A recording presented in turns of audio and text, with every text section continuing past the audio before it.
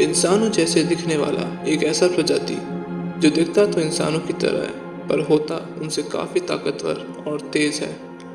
हजारों सालों से एग्जिस्ट करने वाली एक ऐसी प्रजाति जिसका मेंशन हमारे ग्रंथों और कहानियों में मिलता है, जैसे कि रामायण और महाभारत, जहाँ इन्हें पिशाच कहा जाता है और हम इन्हें जानते हैं वैम्पायर्स के नाम से। हॉलीवुड मूवीज़ देख के हमने वैम्पायर्स के बारे में काफ़ी हद तक जान लिया है कि उनकी स्ट्रेंथ एंड वीकनेस क्या होती है। जैसे कि वैम्पायर्स को ब्लड पीने से काफ़ी स्ट्रेंथ मिलती है और जितना ही वो ब्लड प्योर होता है उतना ही उन्हें उससे सेटिस्फेक्शन मिलता है। हमने देखा है कि अच्छे वैम्पायर्स जो किसी ह्यूमन को मारना नहीं चाहते वो एनिमल्स के ब्लड पे सर्वाइव करते हैं, या तो डोनेटेड ब्लड या फिर मैन मेड ब्लड पे सर्वाइव करते हैं, जिससे वो पावर और सेटिस्फेक्शन तो मिलता है बट उतना नहीं जितना कि डायरेक्ट ह्यूमन ब्लड से। इसी कारण की वजह से bad vampires direct human blood पीते हैं ताकि उन्हें ज़्यादा पावर मिल सके। वैम्पायर्स देखने में काफ़ी अट्रैक्टिव होते हैं क्योंकि वो उनके जेनेटिक्स में होता है, जिसकी वजह से वो दूसरे लोगों को आसानी से अट्रैक्ट कर सकें और फिर उनका शिकार कर सकें। हमने वैम्पायर्स की कुछ वीकनेस के बारे में भी सुना है, जैसे कि holy water, Christ cross and wooden stake इनकी वीकनेस का कारण होता है, जिसे अगर सही से यूज़ किया जाए तो इसके सही यूज़ से वैम्पायर्स को मारा भी जा सकता है, बट वो इतना आसान नहीं होता है। वैम्पायर्स नॉर्मल इंसानों से पावरफुल, फास्ट और अट्रैक्टिव तो होते ही हैं, साथ ही में वो ज़्यादा इंटेलिजेंट भी होते हैं, जिसकी वजह से वो इस वर्ल्ड में सबसे ख़तरनाक प्रेडिटर भी होते हैं। एक बार आप किसी और मॉन्स्टर से फिर भी बच सकते हैं, बट अगर वैम्पायर आपके पीछे है तो उससे बचना नामुमकिन ही होता है। आज मैं आपको वैम्पायर्स की एक काफ़ी इंटरेस्टिंग स्टोरी सुनाने जा रहा हूँ, जिसका नाम है द वैम्पायर नेबर्स। तो स्टोरी स्टार्ट करते हैं, बट आफ्टर द इंट्रो।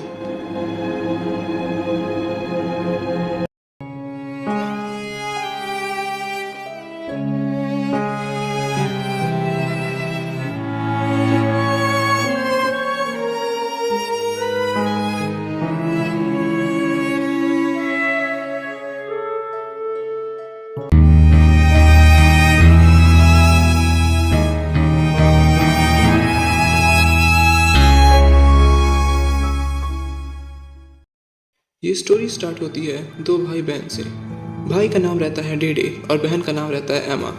एक दिन रात में उनके कॉलोनी में एक नए नेबर्स आते हैं, जो कि एक आदमी, उसकी वाइफ और उनका एक बेटा होता है। एमा और डेडे अपने विंडो से उन्हें देखते हैं और कहते हैं, अब ये कौन आ गया और इन सब ने एक जैसे कपड़े क्यों पहने हैं। ऐसा बोलते ही वो नेबर फैमिली एक साथ मुड़ के उन्हें देखती है, जैसे कि उन लोगों ने उनकी बातें सुन ली हो, जो कि पॉसिबल नहीं था क्योंकि उनका घर काफ़ी ज़्यादा दूर था।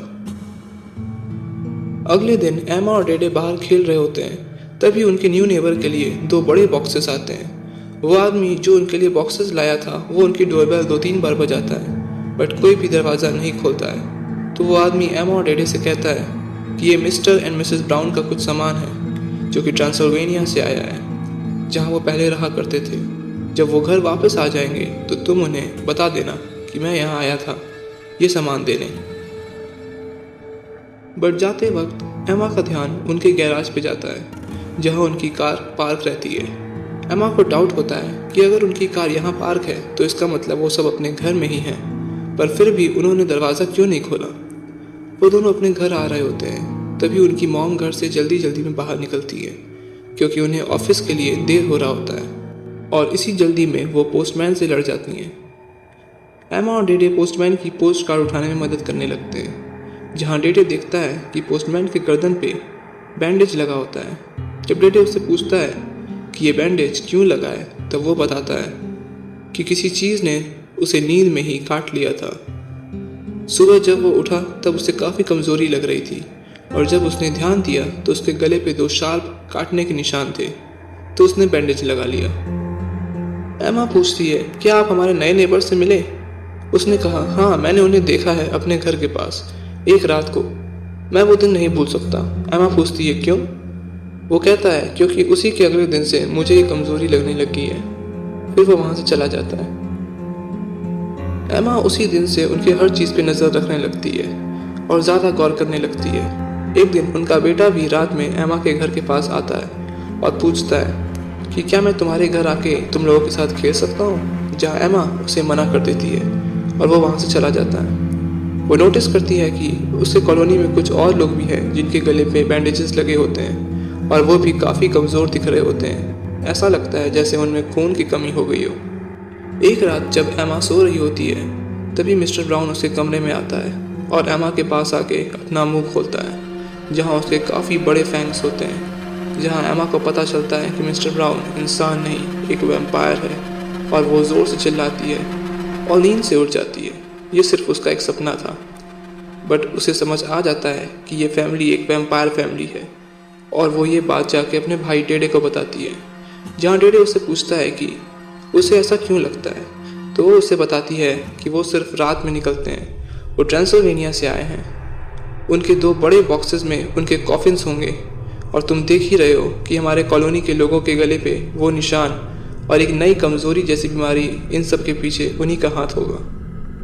वो सब हर रात अपने घर से बाहर जाते हैं। आज मैं रात को उनके बेसमेंट में जाके चेक करूंगी कि हो सकता है मुझे कोई सबूत मिल जाए या उनके कॉफिन्स।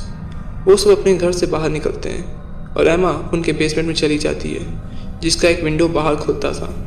डेडे के घर की डोरबेल बजती है और जब डेडे अपना डोर खोलता है तो उसके नेबर्स आज उसी के घर आए होते हैं। डेडे डर के मारे उनसे बोलता है कि उनके डैड घर पे नहीं है, आप बाद में आइए, बट उसकी मॉम उन्हें इनवाइट कर लेती है। और यहाँ एमा को उनके बेसमेंट में एक डोर मिलता है जो बंद रहता है, उसमें एक लॉक भी लगा रहता है और पास में ही एक रेफ्रिजरेटर रखा रहता है और उसमें भी लॉक लगा रहता है। एमा को डाउट होता है कि क्यों कोई अपने फ्रिज में लॉक लगाएगा।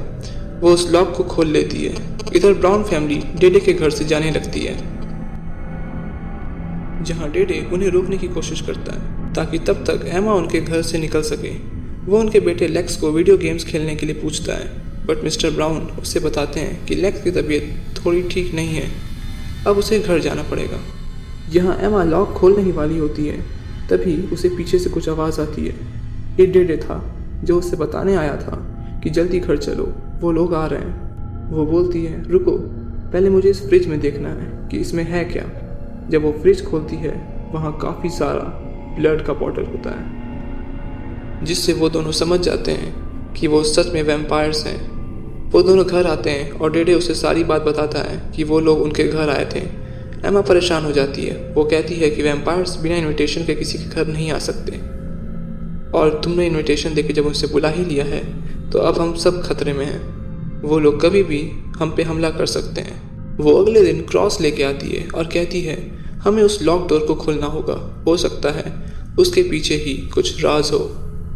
अगले दिन वो लोग वापस उसी रास्ते से बेसमेंट में जाते हैं और लॉक खोलने की कोशिश करने लगते हैं। तभी उन्हें सीढ़ियों पर से किसी के नीचे आने की आवाज़ आती है।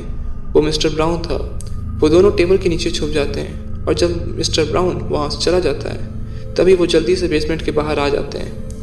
एमा देखती है कि मिस्टर ब्राउन के हाथ में मेडिकल बॉक्स रहता है। उन्हें देख के डेडे पूछता है ये दोनों सनलाइट में कैसे घूम रहे हैं, वैम्पायर्स तो ऐसा नहीं कर सकते ना। एमा उन्हें देख के उन्हें क्रॉस दिखाती है।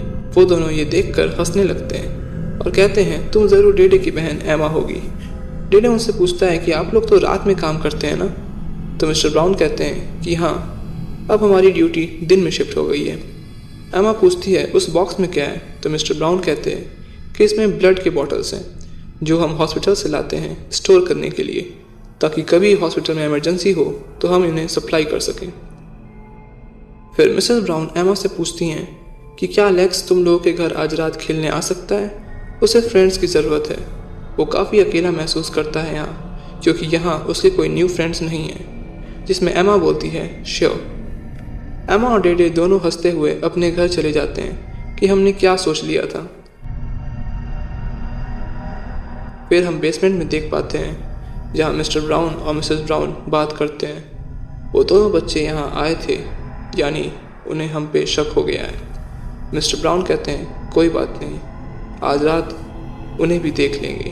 तभी मिसेस ब्राउन एक ब्लड की बॉटल निकालती हैं और वो उस लॉक डोर को खोलते हैं जहाँ एक कॉफिन रखा होता है। मिसेस ब्राउन कहती हैं उठिए मास्टर, हम आपके लिए खाना लाए हैं और आज तो आपको काफ़ी सारा फ्रेश ब्लड मिलेगा। जहां आप उनका ब्लड पी के फिर उनकी रात की मेमोरीज मिटा दीजिएगा। और कोई सोच भी नहीं सकता कि एक छोटा बच्चा इतना खतरनाक वैम्पायर है। और हमें पता चलता है कि मिस्टर एंड मिसेस ब्राउन तो इंसान रहते हैं, बट वो छोटा बच्चा एक वैम्पायर था। और वो उनका बेटा नहीं था, बल्कि वो दोनों उसके सर्वेंट्स थे, या फिर हम कह सकते हैं उसके हेल्पर्स।